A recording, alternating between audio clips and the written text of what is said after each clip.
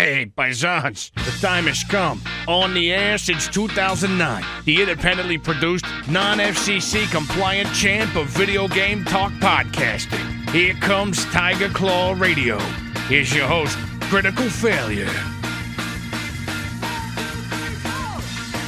Morning, everybody. You're listening to Tiger Claw Radio. This is the day after Labor Day. This is being recorded on Tuesday, September the 8th at 4:59 a.m. because this is the way TCR is in September. But I can barely keep up. But I will say this. Battle of the Bits just released the Summer Chip 10 Bandcamp release. So there's been quite a few top-notch chip tunes. Head over to Battle of the Bits. Check out their Bandcamp link in the upper right. Get this album while it's still free, because it only stays free until the next one comes out. So we're going to play a couple of tracks off of that.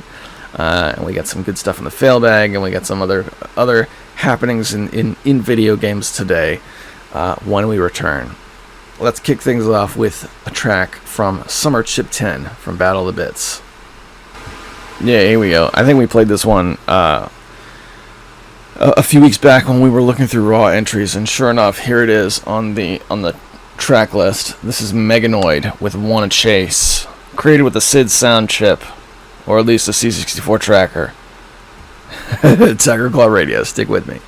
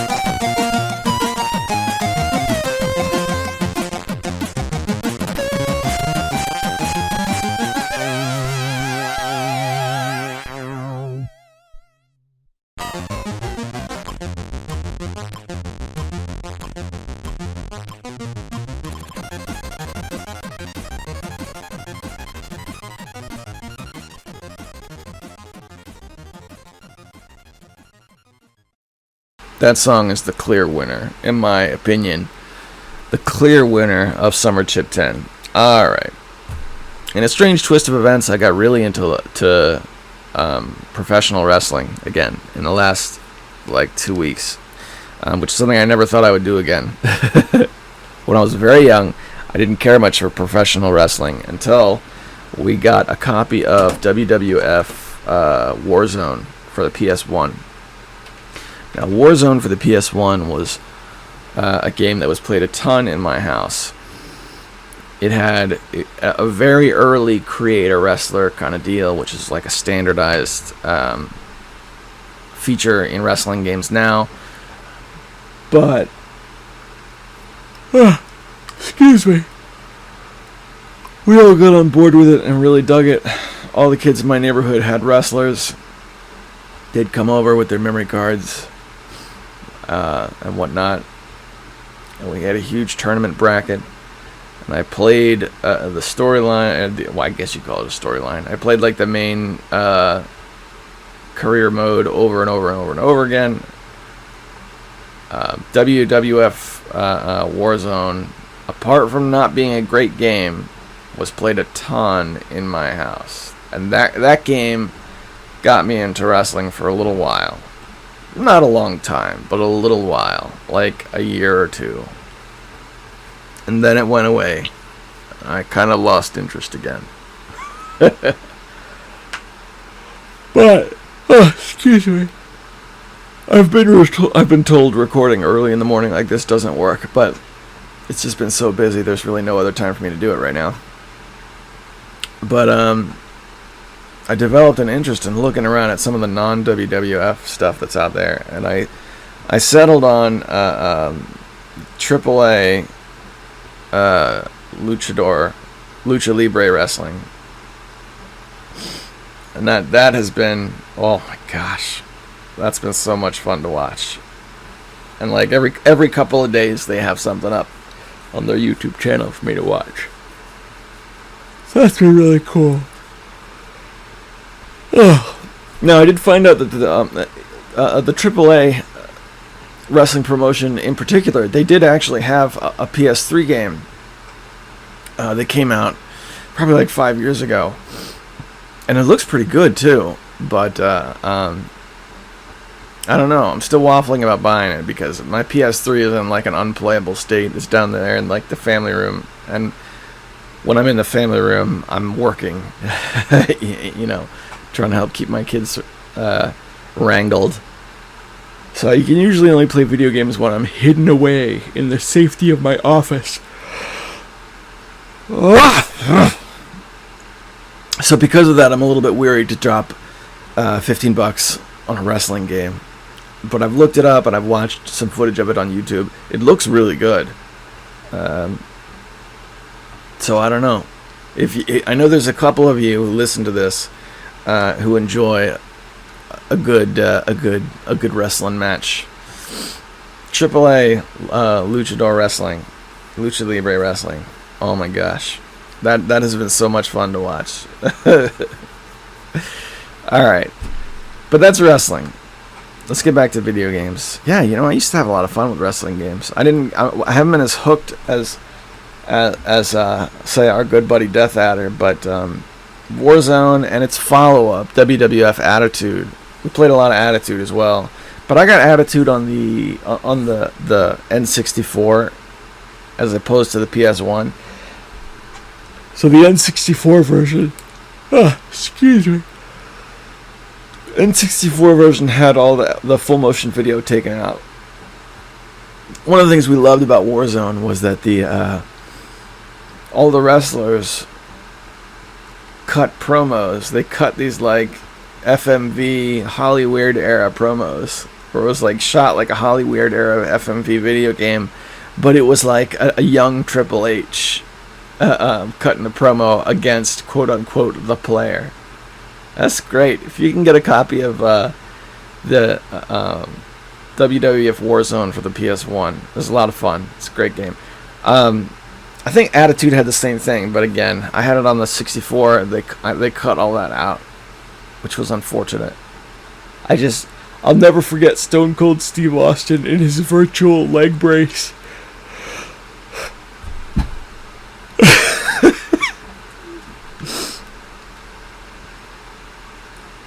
But yeah, that's been pretty cool, man. I put out a couple of bids on some old school wrestling DVDs. Not old school. Old school wrestling would be like, I don't know, 80s or something. I once bought an old school wrestling DVD from like the grocery store. No lie. It was literally at the grocery store.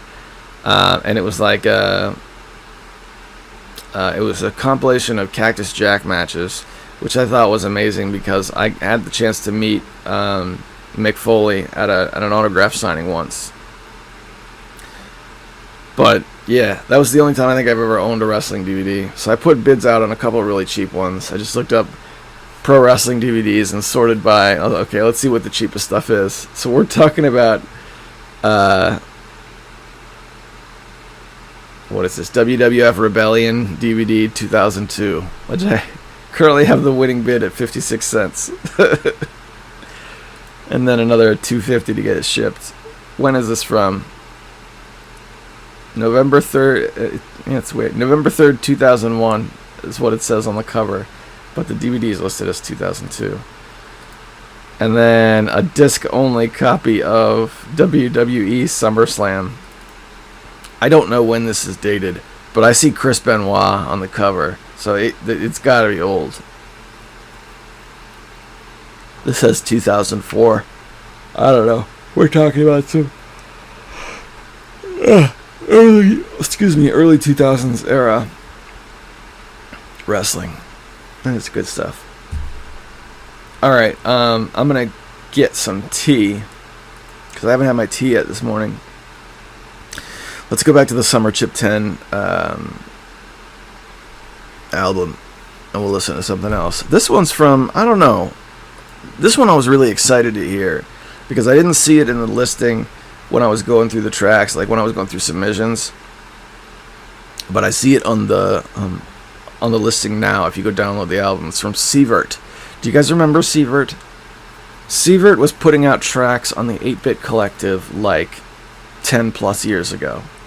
Sievert has an album on 8-Bit Peoples, which is like a closed chiptune record label. That's not an open platform. So this is a guy, and he did an album that was like 8-bit ska tunes. I really liked Sievert. I was super into this guy in the 8BC days. Now, this is a name that has not turned up on these Battle of the Bits battles. At least I haven't spotted him before. So I was super excited because this to me was like an old chiptune veteran coming out of retirement or something. I'm not quite sure what to make of the track. I think some of his classic material was better, but let's give the guy a break. Get out your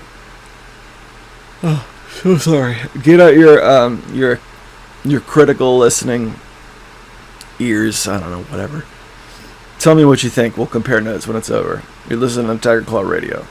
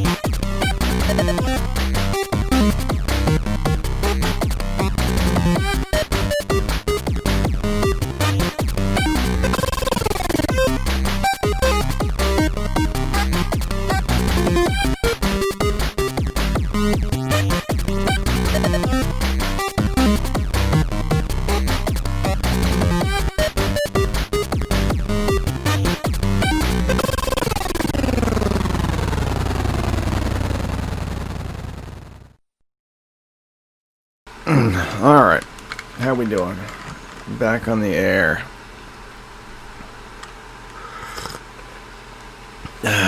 Sip of black tea for Siebert. I gotta dig up the old ska album he made. It's been 10 years, but it was good stuff. Alright. So, why did I get up before 5 in the morning to start working on TCR? Well, I'll tell you why. It's because TCR is supported by Patreon supporters. These fine gentlemen give of their resources to make sure that this comes out every week, even at my most busiest hour, which it is in September. So to them I offer early access to the show when I can. Here I am putting it out at the last minute. But I also read their names off in a hall of distinguished gentlemen. They are Hemrock, EmeraldRangers.com, Tecmo Balls, Darabka, Konstantin Kelman, and Eric Kentroller. Thank you all so much for your support. I hope you're enjoying the party. Alright, with that, let's shift gears. We're going to go over to the fail bag a little bit early, because we got a good bit of comments from this past week, and see what we can see. We got an audio comment from Balzac, good old Caslab208. These are always so much fun. Let's see what he's got to say. Balzac, you're on, brother. So I've been enjoying these past couple TCRs where you're dedicated it to the Dreamcast. It was interesting to hear all your personal take on the system and how you've been delving deeper into the history and how it technically failed. Even though I love the Dreamcast, it was kind of sad to see it die out so early in its lifespan, but I always loved that console, even though I never had one when it was brand new. But ever since I got one back in 2006, I always loved it, and I still love it to this day. Actually, I think it would probably be my second favorite console of all time, in my opinion, because it has a lot of sweet games to it. I've been really enjoying those Dreamcast TCRs, and I'm kind of curious, do you have any favorite Dreamcast game that was ported to the PC, specifically Steam by any chance? And I'm also curious, since you're talking about the Dreamcast, are you going to do a Saturn TCR anytime soon? I'm just asking because recently I just got a optical disc emulator for the Saturn where you could literally replace the CD drive with an SD card reader, so you don't have to worry about actually burning or actually acquiring physical CD games anymore. Do you have any recommendations for me for the Saturn, since I could get any game I want? Recently, I just got Sonic Jam for my Saturn. If you don't know what that is, it was a Sonic compilation for the Sega Saturn that came with the Genesis games, and also came with a segment titled Sonic World that lets you roam around in a 3D world built off the NiCE engine as Sonic the Hedgehog. And in playing it for the first time, I came to the realization, man, if they made this into an actual full-fledged game, maybe the Sega Saturn wouldn't have died so early if it had this as a first-party titled game. It was pretty interesting. And if you don't know, a lot of famous PS1 games that we know of actually did have enhanced versions on the Sega Saturn. A couple off the top of my head would be the first Suikoden, Grandia, Symphony of the Nights, and Vandal Hearts 1 had Saturn versions that were superior to their PS1 counterparts that I'm probably going to just end up trying out just to see how they play in comparison. Oh yeah, shout out to GNDB since we're talking about the Saturn all of a sudden, since I know they were huge Saturn fanatics back in the day, where they actually owned the console when it was relevant. And I remember back in the day on YouTube, where their most viewed video was their Sega Saturn review.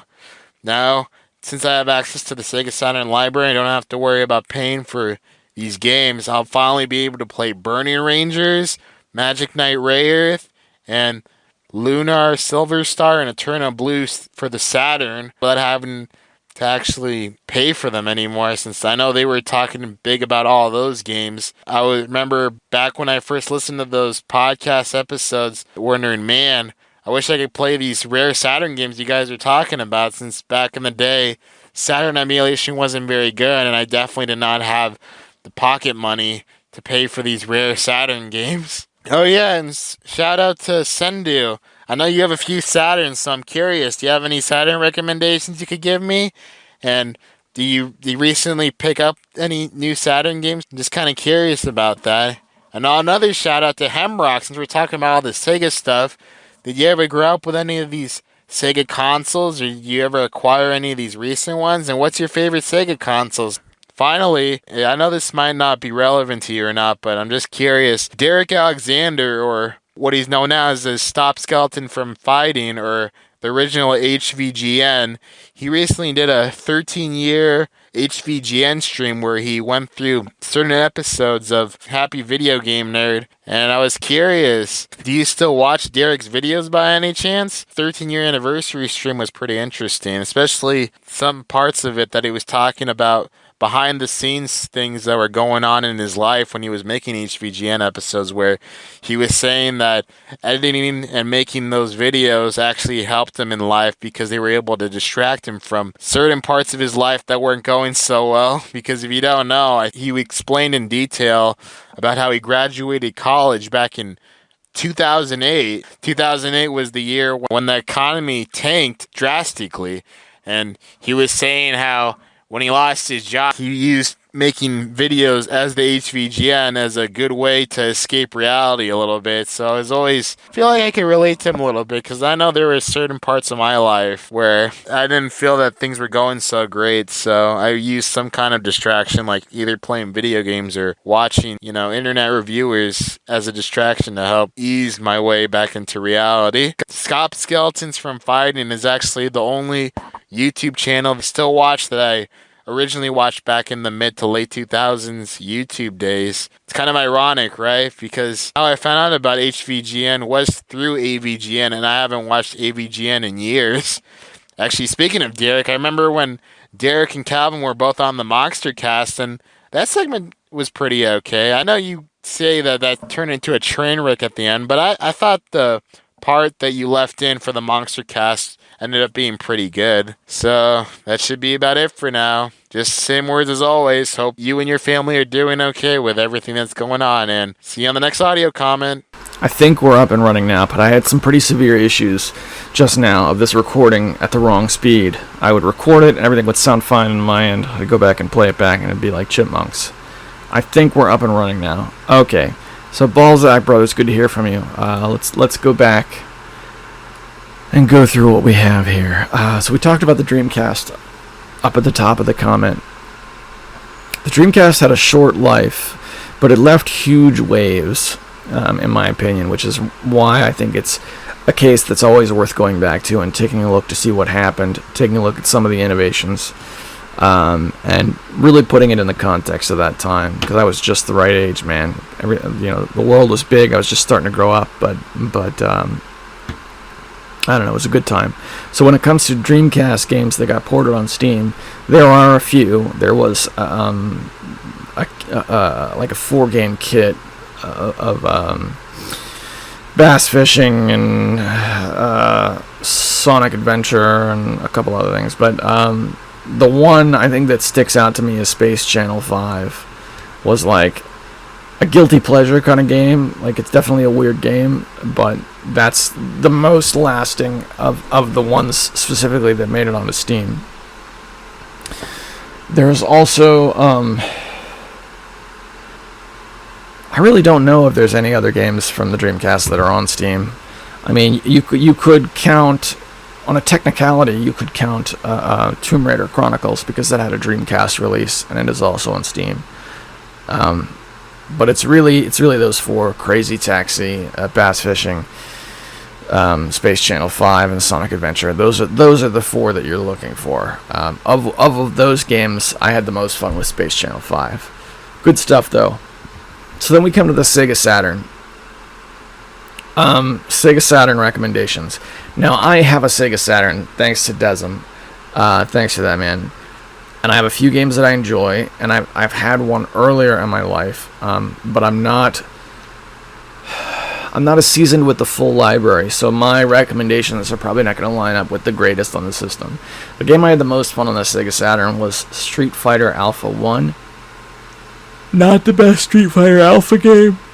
Does not have the best roster of the Alpha series. Doesn't even have the best roster of the Alpha series on the Sega Saturn. But I had a copy of that disc only when I was 17, and I had a lot of fun with it. As for practical games to get now, I would say Virtual on Cyber Troopers. That's another game that was just amazing. It was so good. Wasn't perfect, but oh my gosh, so good. And of the system that I have now, I would probably say I have the most fun with Donpachi, which is a shmup.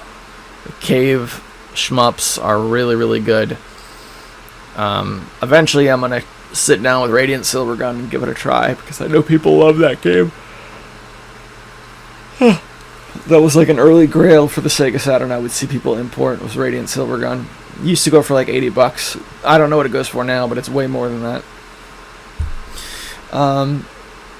You mentioned Lunar as well. Lunar is like an interesting story for me, because my buddy Engie used to have a lot of those types of games. A lot of them more expensive, more exotic JRPGs.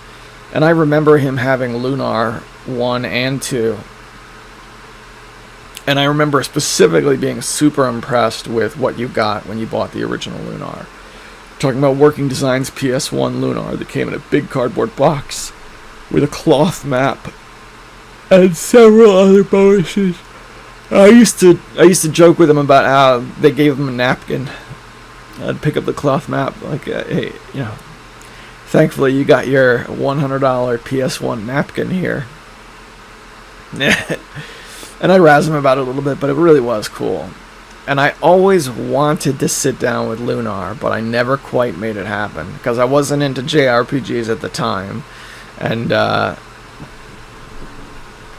now I'm not quite sure how to get my hands on a copy. Yeah, but those are a couple. When it comes to the Sega Saturn, I'm the most interested in a couple of the main staple games of the PS1 era that just also happen to have releases.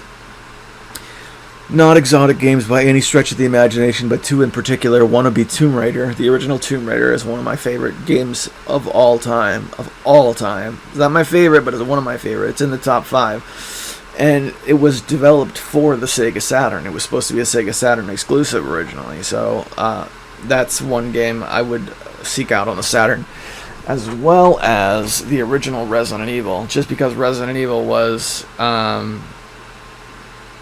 another hugely influential game. Playing Resident Evil on the PS1 the year it came out, that is a game that left a big footprint. It made big waves. So those are all a few Sega Saturn games you could check out. Desm, I would defer to your wisdom on this. What are the Saturn games that you would recommend? Suikoden, right? You mentioned Suikoden being an enhanced version on the Sega Saturn. How is it enhanced? I'm intrigued now, because I've never experienced the Saturn version of Suikoden. I've always loved the PS1 game, and I went back to that one, a couple times over the years. Never played it on Saturn though. That's good times. Let's see. You also talked about HVGN. Now there's a name I haven't gone over in a while. When I think of that guy, I'm usually thinking about Starship Amazing now. But yeah, he did some video work, didn't he? He did some good video work. What I remember the most about HVGN was he was using pirated software to edit his videos, and it broke his computer. So he was out of action for like a long period of time. Particularly, I remember when his Earthbound video premiered.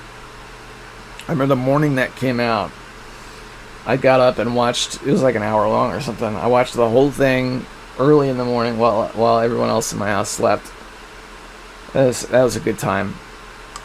And then I think immediately following the Earthbound video, he was out of commission for like a year or like a year and a half plus or something like that, a long period of time with technical issues. And I remember going over to the RetroWare TV forums, and I made a post where I had like some printer paper and I made a pencil drawing of him in front of a broken computer, and the computer was like cracked in half and smoking. A simple drawing. And I put that up in the forums as fan art, and he ended up making it the backdrop for his YouTube channel for a while. He was a character. Stop Skeletons from Fighting I haven't watched in a while, but I have gone to it a couple times. I know he's still making quality content. There's a few points I don't necessarily agree with him on, which is fine. I mean, that's any two people are gonna find their disagreements. But what shook me the most was his review of the original Resident Evil, just because that's a game I'm close with. That one was real tight for me. And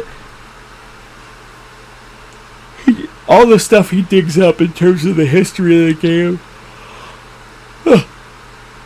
all that's accurate. Like, there's no denying this is a smart guy. But at the top of the review, he asks the question, is this a game that held up? And then he says, no, it isn't.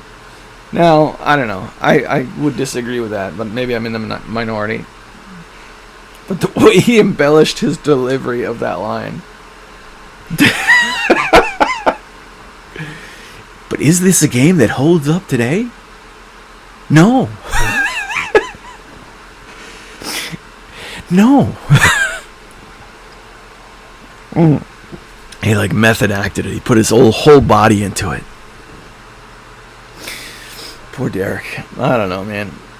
He's doing good work now, but I think the scene has changed around him a little bit.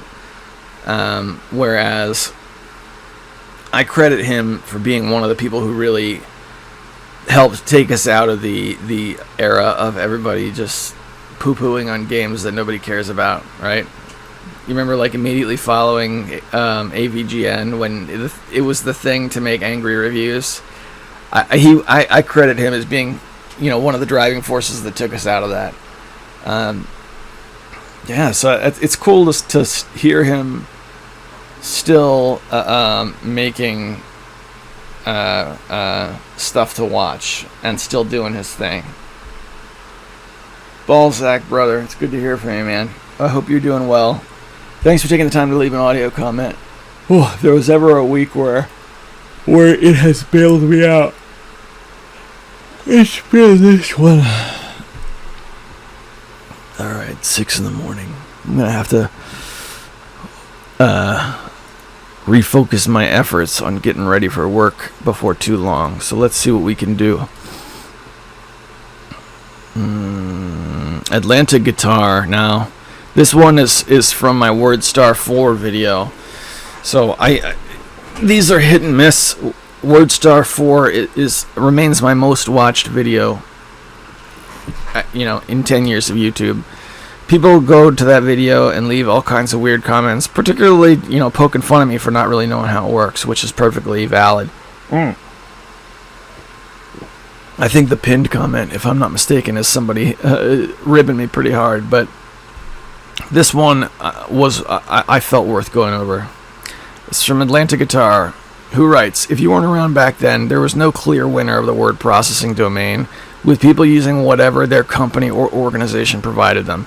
Some of us still use CP/M operating system later on, moved to DOS, which meant that you probably used WordStar, humorously known as WordScar, and then later WordPerfect.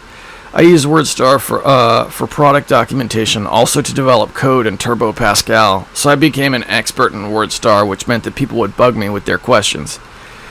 Mostly about inserting font codes, since this predated WYSIWIG. WordPerfect hit the scene, and version 4.2 became something was standard. Of course, Word came later, but when the Mac hit the streets, The company for which I worked bought a Mac for evaluation. Most people ignored it, which meant I had more time with it. While the interface seems pretty primitive by today's standards, it was great to write documents and develop graphics using, respectively, MacWrite and MacPaint. Many of the software developers with whom I worked characterized the Apple interface as being for dummies.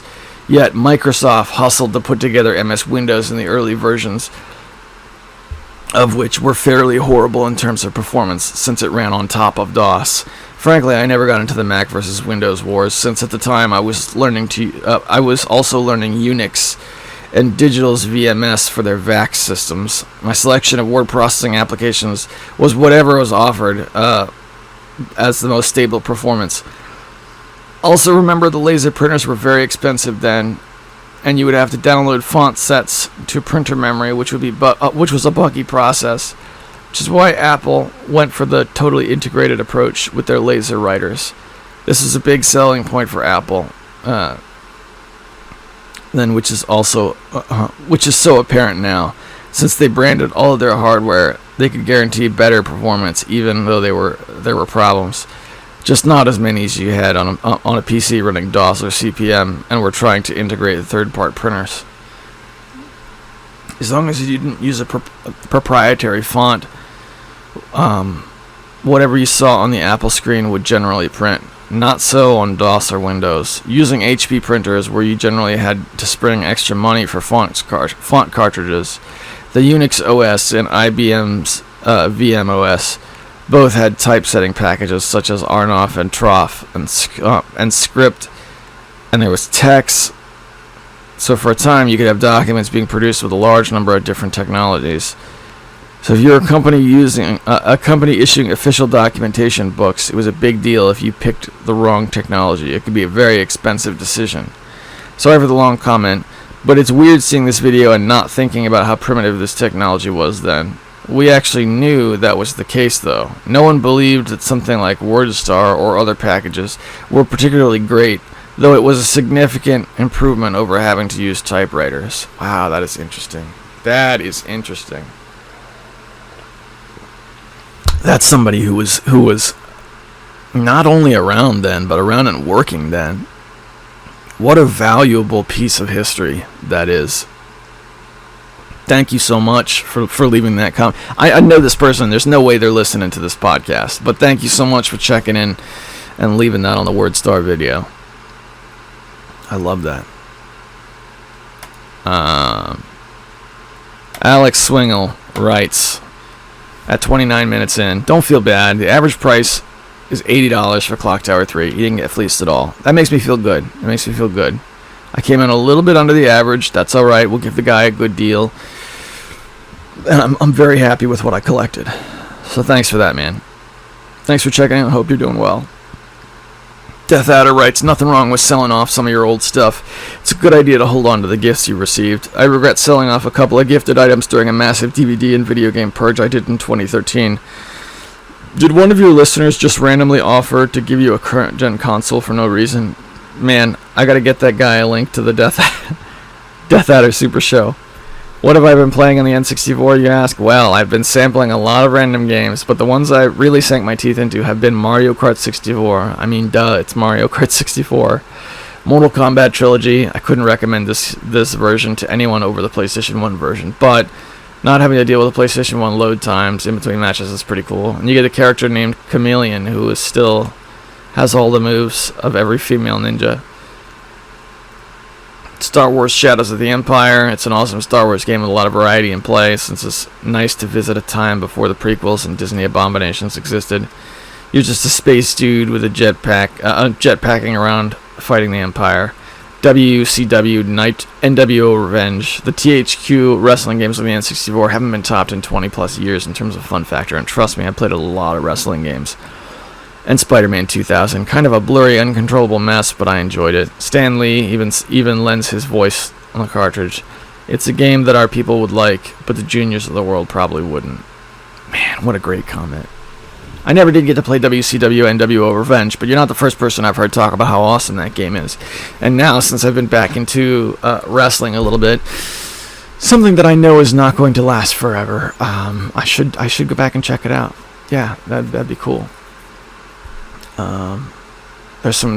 are a good number of replies on this one. Mecha Menace writes, "Did you unlock the Sunset special title screen for Mario Kart 64 yet? I can't remember what else they give you. Let me know once you've done so. I played Spider-Man on PS1. I can't remember if it has DualShock support. Of course, these days I have both the Dreamcast and PS1 versions because my collector mind says you have to have the series of the same console if possible. The Electro game Spider-Man 2 came out on PS1 2 to 3 years later. Dreamcast version looks pretty, but man, it sours me that I can't have both on the Dreamcast. I fear I missed something if I get rid of the Dreamcast version. Maybe it's not so obvious when comparing or contrasting a game with ports around the same time, but what do you think of keeping a port to an inferior console? I have a maimed Xbox. I actually added parts, and playing TMNT Arcade in its full glory rocks. Going back to the NES port is lame, but I keep it because of the series rule of collecting. See above. I love the port of the Road Blasters for the NES, but I also have to have it for the Sega Genesis because of the main box. I like the quirks between each version. Things we used to suffer through, disappointment of not achieving arcade perfection on a console port can be charming nowadays when I play the NES, Sega, or SNES ports. It's like an SD version of a cartoon character. By the way, this will be a what do you think topic eventually. I also specifically, the NES port of TMNT Arcade seemed somewhat awesome at the time, and had with nostalgia goggles is awesome. The only way to win at that game is jump kicking constantly, or else you get hit. It's monotonous. It gets monotonous and doesn't seem fun. All right, let's talk about TMNT2. First of all, I loved TMNT2 on the NES. One of the things about the NES port was that it had 2 levels. and at least one, maybe 2 bosses that did not appear at all in the arcade version. Particularly the snow level had the like a big rat with a leather jacket, and then there was like a samurai level that were not in the arcade. I really enjoyed it. There was also that button combination you could do where it was jump kick, but it was jump kick very quickly, so you would do like a 1-swipe swing, and that would take care of most of the enemies in a single attack. Now you could do that and get through most of the game, but I mean, you're right. It was not perfect, but I had you gotta also remember that on the NES, it wasn't just how it compared to the arcade version; it was how it compared to the first Teenage Mutant Ninja Turtles game on the NES. Because that game was a game I never clicked with, even when I was a kid and it was new. I was like, I don't know, man. It just doesn't feel right. So, TMNT2 on the NES was always a great game in my opinion. But I don't know if I've played it as an adult. So, I don't know. I'll have to go back and give it a try and get back to you. See what I think. Death Adder responds with, "What's on my shelf? Mecha Menace. CF is going to have a 5-hour show this week. Yes, I unlocked a different title screen from Mario Kart 64. It's been bugging me since I started playing it that it had the original title screen. You don't get anything else other than catchy end credits, which I guess you only see that one time. You get the gold and never again. As far as playing a lesser version of a game, I'd say play through the lesser version once in a blue moon for nostalgia feels, and then stick to the beefed up version. My exposure to Mortal Kombat 1 was on the Sega Genesis, but if I were wanting a serious Mortal Kombat 1 session, the arcade version is the only way to go. Also, TMNT, the arcade game, is too hard on the NES. Manhattan Project Master Race. Yeah, I had Manhattan Project for a while. I don't anymore. I don't know what happened to it, but yeah, I remember that being a good game also. Mecha Menace responds, Death Adder, I was looking at TMNT3 Manhattan Project and was stunned by the cover. The graphic ripped from the comics is ultra cool. Yes, but the publishing date struck me. 1992. 1992 is the same year Turtles in Time is released. Konami had mastered multiplayer TMNT beat-em-ups, and they could craft an NES game and release its sequel on the entirely different SNES console. By the way, that console being less than a year old. They released both games within a 7-month period. Maybe I go for convenience more often. Somehow it's still a life-threatening emergency, Herculean effort when I turn on anything non-cartridge based. I pick a cartridge, plunk power, and I'm in. Modern consoles have low power sucking vampire modes, which I don't use, since the electric company charges 4 times the average for juice around here. Thieves! Everything's so inflated here. I probably could have paid off a good portion of a house back east by now. Yeah, get all your consoles hooked up to a surge protector, and when you're done with it, just switch that thing off. How's that for low power sucking vampire modes, you jerks? TVs do it too. Old tube TVs have giant capacitors in there that suck suck electricity up, even when the TV's off. Surge protector, hard on-off switch, brother. That's how you get around that old trap. Yeah, I didn't mention at all. You talked about having a port on an inferior console, or an inferior port, regardless of what console it is. And I'm not sure if I can really comment on that. I'd have to go back through my collection. I'm sure I have an instance of this, but it's not coming to mind right now. I mean, that's precisely the kind of thing I'm selling off at this point in my life. So, I don't know. I mean, I just got finished telling Balzac that I wanted Resident Evil and Tomb Raider on the Sega Saturn. Now, there are videos, I think it's Gaming Palooza Empire who made these, where he would play, I know he did this with Tomb Raider. He would play Tomb Raider on the PS1, and he would play it on the Sega Saturn and perform the same moves. And he'd sync it up and put them side by side so you could see them next to each other. And they were pretty close. I mean, the resolution was a wee bit better on the PS1, but it's pretty close. I don't know, so I can't really comment. I don't know that much about differing ports, but that was a great thread. Gentlemen, thanks for checking in.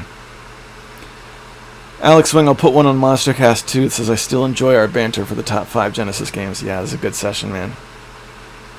Hope you're doing well. Mecha Menace writes, at 57 minutes and 20 seconds, no problem here. I remember seeing these 4 games on launch day when I picked up my PS2 in its custom PS2 themed bag from EB Games for $2.99 plus NJ tax, 6% at the time. I believe there's a record of Sega of America president saying they didn't want to push RPGs for Dreamcast. 58 minutes in. October 26, 2000 was not at a weekend day. It was a Thursday. Very interesting. Yeah. Alright, so that's a little bit more information about the PS2 launch. Thanks for that, Mega Menace. Alright, we got one from Hemrock. I see a lot of timestamps on this one. He's razzing me pretty hard, but let's see what we got. The original XCOM is excellent. If you wanted some more of the same, look into Open XCOM. I'll have to check that out, yeah. Yes, let's do another junk box. That was my old copy of Smuggler's Run.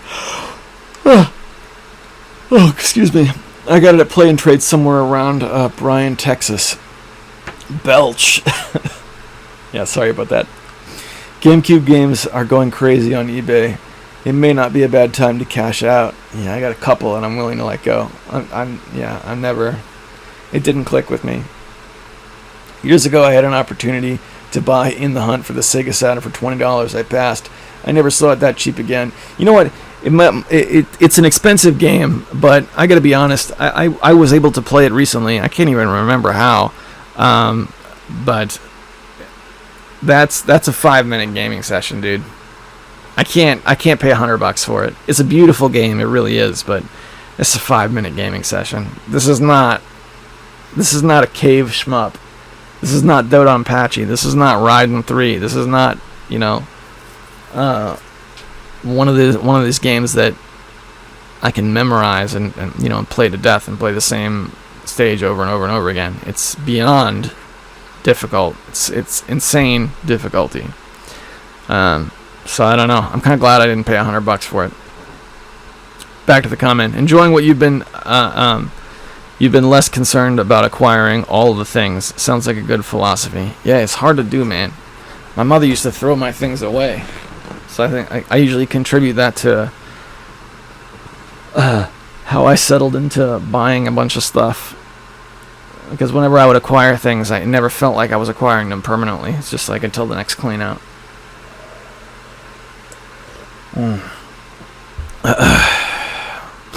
We have been playing Sid Meier's Alien Crossfire, the sequel to Alpha Centauri, since June 29th, 2018. I just looked up in my email archive. What happened to our Civ 2 scenario that we were playing by email? I can't remember, but I did ask the same question at one point, and I got no enthusiasm back. So I think if we were to go down the Civ 2 route again, I would want to do something new. Polish off your mod for Civ 2, and then we'll do a play by email scenario of the Steam mod. That'd be fun. Would you really consider Alien Crossfire a sequel? Because I was under the impression that it's an expansion pack, but I don't know. I'm splitting hairs on that one. What's next? It's good to hear that you had the backlog of TCR backed up. Yes, I completely agree. That was something that needed to be done. Yes, I'm talking about the PS2 library as it existed in October 26, 2000, the day that the PS2 launched. According to IGN, all 4 of these RPGs were available day 1 of the PS2. I'm not sure how many. I'm not sure. There may be some regional store differences across the country. And then he leaves a link. Yeah, I don't really remember all the launch games. It's interesting. I'll have to go back and talk to my brother about it, but I'm not sure why he settled on Madden Sports, Madden 2001 or whatever it was. Next, sure, if the retro junk fails, I'm up for a random box exchange. Be awesome. Long live Tigerfest. And then 1 hour and 23 minutes in, Mischief Makers. Mischief Makers was the name of that game I was struggling to remember. Hemrock, my man. Good to hear from you, brother. Thanks for checking in. I hope your life is going well. I hope you're playing video games. Hope your family is safe. Take care of yourself, man. We got a couple comments on that having fun with LMMS video I made last week. I don't know what this is, but at 22 seconds in, I instantly trust this man and will buy his product. He's talking about the Roland promo video from 1997 for the MC505. It's just some guy in a velvet suit playing with a drum machine from the 90s. It's very 90s. Mecha Menace, by the way, I'm not sure if your family is a fan of Sonic Hacks. I know your family is a fan of Sonic Hacks. Have you seen this one? I don't know if it's good or if it's just ludicrous amounts of presentation at this in this fan release game, but it seems professional. I thought it was, but nope, it's a fan game. Yeah, I'm not familiar. Let's pop this open and take a look. Alright, we're going to go ahead and mute it so that it doesn't bleed through too bad. Yeah, a little sound. Sonic Smackdown. Alright. We're looking at a fighting game. Character select screen. A lot of Sonic characters. Eggman and Sonic. What is this, Mugen? Skip ahead a little bit. Yeah, it looks like a Mugen game. A Mugen game with really nice graphics. Yeah, pretty cool. I will have to check that out. Yeah, we did get into... We went through a phase where we were playing a lot of Sonic fan games, particularly Sonic ROM hacks for the Sega Genesis that you could buy in cartridge format from AliExpress. So I have a weird little Sonic the Hedgehog ROM hack collection in physical form. But yeah, I would check that out. Alex Swingle writes, I lolled. Wood Techno again. That's great. Death Adder, you had better triple teabag that coffee cup this week for all these comments, CF. Heck yeah, brother. Light Studios. That list of games would be a welcome addition to my stack of collections. Great. Because I have them here. I've got bubble mailers. I can wrap something up and send it your way. Let's figure it out. I know you sent me an email about this off the air. I haven't had the chance to go over it, but you know what, brother? They're yours. We'll work out the details and get together on this as soon as we can. All right? Valerie Salazar writes, on my Tiger Electronic handheld games, would you like to sell your Paperboy? Yes, I would like to sell my Paperboy of Tiger Electronic, and that is why I sold it 5 years ago. Thank you, though. Sorry I couldn't give you anything more useful. How are we doing? Yeah, I gotta pull the plug right now. It is 6:23 a.m. I have barely enough time to get this produced. We almost made it an entire hour. This is probably the most under the gun I've felt on TCR in years, but I think we pulled it together. Thanks everyone for all your comments and helping me along this week. This was a week when I really needed it. Take care of yourselves. Don't give up no matter what happens, because one thing I can promise you when you're staring face to face with that demon and you got something that you don't want to do but you have to do, that's a position you're going to find yourself in again and again and again and again, and it isn't going to stop. So train yourself to win. Okay? And don't give up, ever. Take care of yourselves. Keep at it. I'm wishing you all the best. I'll see you next week.